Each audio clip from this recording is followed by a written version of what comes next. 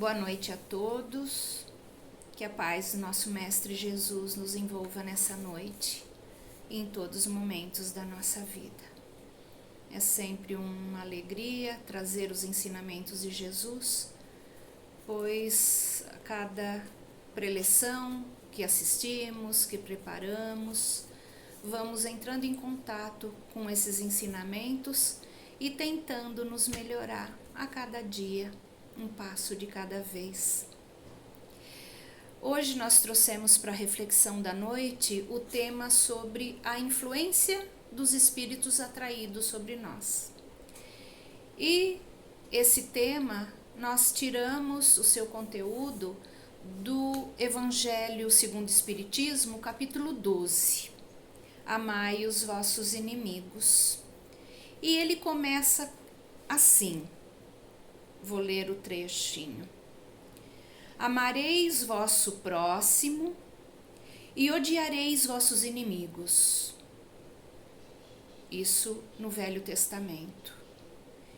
E Jesus diz: E eu vos digo, amai os vossos inimigos, fazei o bem àqueles que vos odeiam, e orai por aqueles que vos perseguem e vos caluniam, a fim de que sejais os filhos de vosso Pai que está nos céus, que faz erguer o sol sobre os bons e sobre os maus, e faz chover sobre os justos e os injustos. Porque se não amardes senão aqueles que vos amam, que recompensa disso tereis? Então, nós precisamos refletir sobre essa pergunta que Jesus nos faz. Porque amar quem nós amamos, quem nos dedica carinho, atenção, para quem nos respeita, é fácil. Para aqueles que nós temos empatia, que nós temos afinidade, né? Afinidade, empatia nós temos que ter com todos. É fácil. E aqueles que nós temos problemas? Aquelas pessoas que nos tiram do sério, nos irritam, gosta de provocar, de cutucar, de ir contra tudo que a gente fala, ou quase tudo. Esses são mais difíceis. Mas o que nós precisamos pensar? Quando fazemos a oração do Pai Nosso, a gente começa como? Pai Nosso, que está nos céus, Pai de todos nós, de todos, sem distinção. Então, aquele que eu não tenho tanta afinidade, ele é filho de Deus também. Ele carrega sentimentos também. É um irmão meu. Então, nesse capítulo 12, Amai os vossos inimigos, ele nos alerta sobre todos esses sentimentos, sobre essas emoções. Ele nos fala sobre os duelos que contraímos na nossa vida. Fala sobre amar, sobre o ódio, sobre a vingança. E fala sobre os inimigos. Inimigos desencarnados, encarnados. Aí a gente pode dizer, eu não tenho inimigo, né? Eu não tenho inimigo encarnado. Desencarnado nós não podemos nem dizer. Nós não temos a lembrança das nossas vidas anteriores. Nós não sabemos o que foi que nós já fizemos em vidas anteriores. Porque com a graça de Deus, isso está apagado da nossa memória, porque seria bem difícil. Então, podemos dizer, eu não tenho inimigo. Eu tenho, assim, pessoas com que eu tenho divergência, discórdia, uma situação que gerou um mal-estar, alguém que me traiu e que ficou um sentimento de mágoa,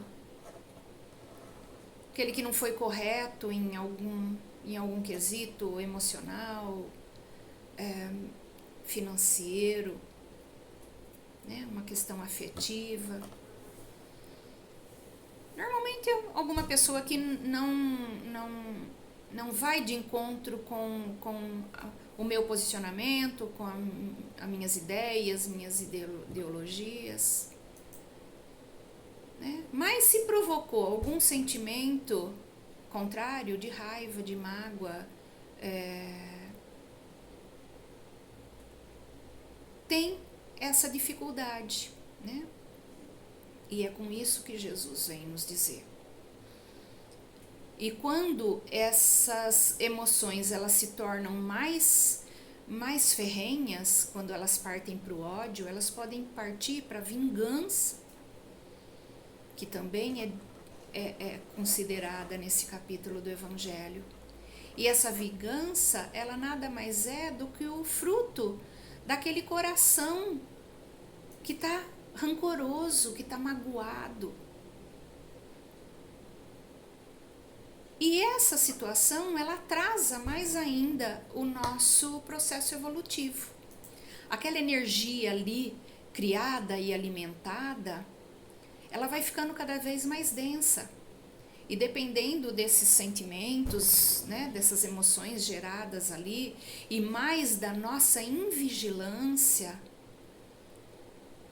em não controlar esses pensamentos, em continuar julgando, comentando com terceiros, vamos atraindo essas energias cada vez mais e trazendo o quê? Trazendo desequilíbrio, trazendo desequilíbrios de toda sorte, emocional, espiritual, físico, para nós, para aquele a que tivemos aquela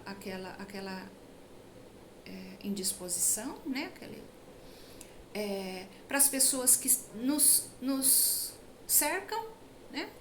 Que não tiveram nada com aquela situação. Por quê? Porque os sentimentos são tão pesados, tão negativos, que forma-se essa egrégora, né? Esse campo de energia densa, pesada, que nada mais é do que esses sentimentos de todos esses envolvidos nesse assunto específico e na mesma energia, na mesma vibração de tantos outros que também estão nesse mesmo padrão vibratório. E isso não é bom para ninguém. Vai vai sendo alimentado ali e esse campo ele só vai crescendo, avolumando. E tem aquele dito popular que diz, né? Dizes com quem anda e direis quem tu és. E é isso mesmo, são essas energias densas que vão se avolumando em função dessas companhias. E essas companhias estão aqui, só no pensamento, na vibração.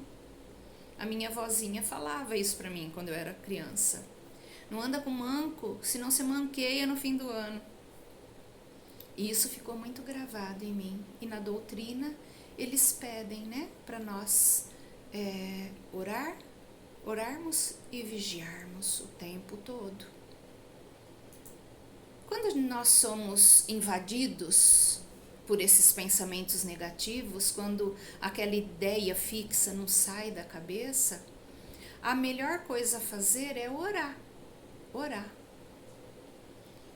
Porque na oração você se conecta com energias melhores, do bem, e para conseguirmos sair daquele campo vibratório que só traz dor, só traz desequilíbrio, né? Mental, emocional, físico. Traz doença para o corpo físico. E nós sabemos, hoje isso é muito divulgado, que a força do pensamento ela é gigantesca. Nós influenciamos pessoas e nós somos influenciados por mentes que podem ser encarnadas e desencarnadas o tempo todo. Na questão 459 do Livro dos Espíritos, Kardec pergunta: os espíritos influem sobre o nosso pensamento e nossas ações? E eles respondem: a esse respeito, sua influência é maior do que credes, porque frequentemente são eles que vos dirigem. É muito sério isso. E por isso orai e vigiai. Já na 525, ele vai mais além. Os espíritos exercem uma influência sobre os acontecimentos da vida. E eles respondem: seguramente, visto que te aconselham. Então, precisamos ficar sempre muito alertas, que muitas vezes a influência é tão forte que não fazemos aquilo por nossa própria vontade. Mas isso não nos redime da nossa responsabilidade, porque nós temos o livre-arbítrio. Nós podemos acatar esses aconselhamentos e podemos rechaçar esses acontecimentos, essas influências. Cada um de nós é dono das suas ações, das suas atitudes, mesmo que se por influência. Por isso, toda vez que tivermos dúvida sobre como agir, como encarar alguma situação, a oração, o entrar para aquele quarto íntimo que Jesus fala, é a forma mais assertiva de entrarmos num plano reflexivo, entrarmos em vibração com os amigos espirituais e ali mais calmos, né? Mais equilibrados, buscar a solução para os nossos problemas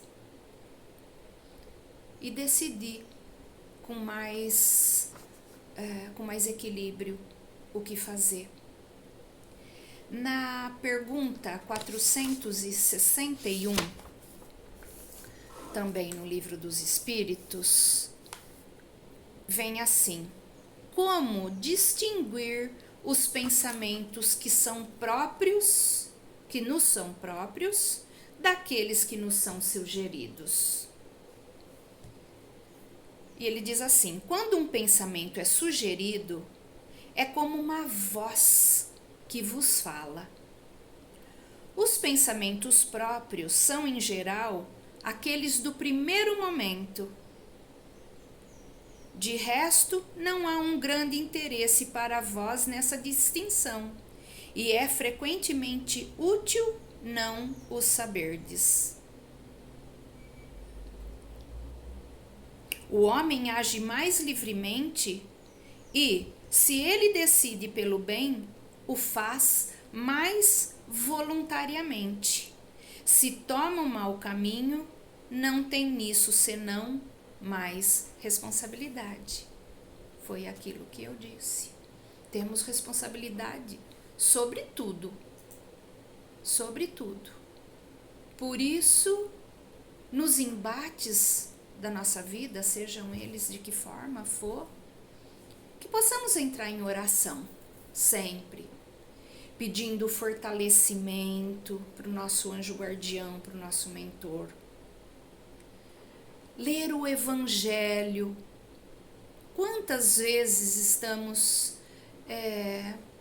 angustiados e pegamos uma página edificante do Evangelho ou de outro livro qualquer, hoje são tantos, graças a Deus, e aquela resposta nos vem com tanta clareza. E nessas horas nós vamos nos harmonizando, transformando aquelas energias mais pesadas, transformando aquele desequilíbrio, aquela desarmonia em harmonia, em energias mais leves, em emoções mais contidas, com relação àquela indisposição que tivemos. Nós vamos trazer mais compaixão, porque na reflexão nós vamos tendo a aceitação de que e vamos trazendo para o nosso íntimo que nós também somos falhos, que o nosso irmão é falho. Nós vamos trazendo a piedade quando sabemos que aquele irmão ainda não tem tanto conhecimento. E liberando assim essa energia da mágoa, do rancor. Né? Nós vamos esse processo é o processo do perdão. Jesus nos pediu para que não perdoássemos somente 7 vezes. Para Pedro ele fala, mas para perdoar 70 vezes, 7 vezes. Perdoar sempre, por ter esse entendimento de que todos nós somos falhos e que precisamos perdoar a nós e aos outros. É fácil? Não, não é fácil. É um processo. É um processo. E esse processo ele começa, hoje nós temos mais esse conhecimento, mas ainda que é difícil de botar em prática. Amar ao nosso próximo como a nós mesmos. Nós nos amamos?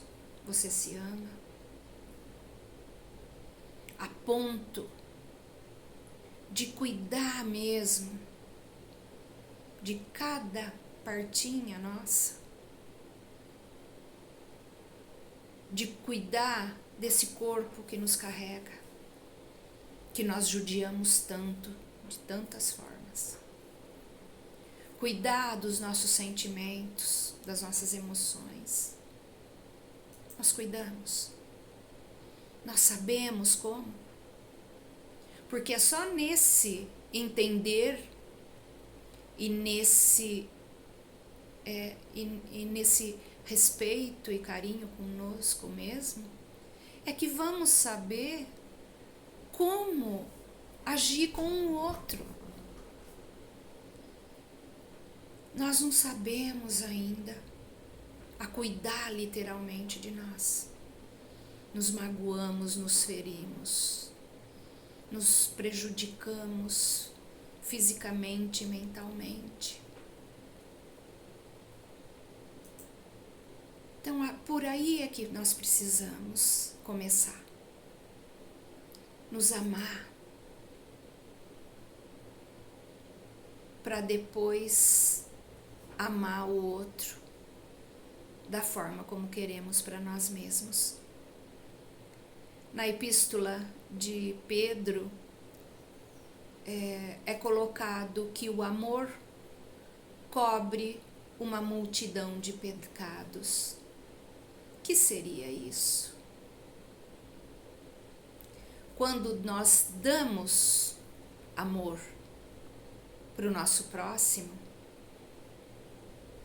os nossos pecados são apaziguados, os nossos pecados são cobertos por esse amor. E a gente não para pensar, não para agir, pois é da lei. O que eu faço para o outro volta para mim, no bem e no mal. Então, que possamos perdoar. Se no começo não for tão fácil, né, como uma cerâmica quebrada que nós vamos lá e colamos, ela não vai ficar igual, né? Na China eles colocam ouro no remendo, que é para entender que aquela ruga está ali, mas que ela ensinou. Então é um processo. Se hoje ainda não dá, a gente se afasta, mas a gente deseja o bem para o outro, né? Não carrega aquele peso. E aos poucos nós vamos conseguindo perdoar. E orando sempre, para nunca que essas influências que preencha nosso coração, porque o mal será nosso, né? Do próximo e de todos que estão ao nosso redor. Que possamos a cada dia mais buscar esses ensinamentos de Jesus, buscar esse perdão, buscar o auto perdão, buscar nos amar para fazer o outro também feliz, que essa é a máxima que Jesus nos pede. E fazendo dessa forma, todos nós buscaremos a felicidade, a alegria, e tudo mais, e essa paz que a gente tanto deseja.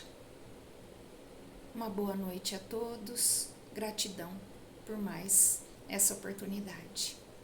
Que assim seja.